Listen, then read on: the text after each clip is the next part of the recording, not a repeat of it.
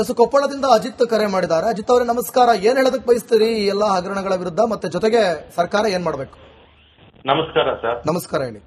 ಈಗ ಯಾವುದೇ ಸಂಸ್ಥೆಗೆ ಕೊಟ್ಟರು ಈ ಭ್ರಷ್ಟಾಚಾರದ ವ್ಯವಸ್ಥೆ ಇರುವುದರಿಂದ ಎಲ್ಲಾ ಲೋಪದೋಷಗಳು ಹಾಗೆ ಆಗ್ತವೆ. ಆದ ಕಾರಣ ಕೆಪಿಎಸ್ಸಿ ಯಾವುದೇ ನೋಟಿಫಿಕೇಶನ್ ಹೊರಡಿಸುವಾಗಲೇ ಪ್ರಶ್ನೆ ಪತ್ರಿಕೆಯನ್ನು ಹೊರಡಿಸಿಬಿಡಬೇಕು. ಅಂದರೆ 2 ಲಕ್ಷ ಪ್ರಶ್ನೆಗಳು ಹೊರಡಿಸಿಬಿಡಬೇಕು.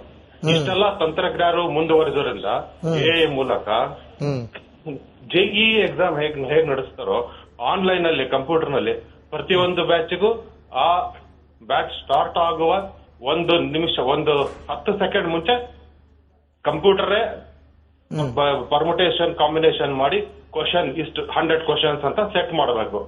ಈ ಪ್ರತಿ ಬ್ಯಾಚ್ಗೂ ಅವು ಚೇಂಜ್ ಆಗ್ತಾ ಇರಬೇಕು. ಈ ರೀತಿ ಮಾಡಿದ್ರೆ ಅಕ್ರಮಗಳು ತಡೆಗಟ್ಟಬಹುದು ಅಂತ ನನ್ನ ಅಭಿಪ್ರಾಯ.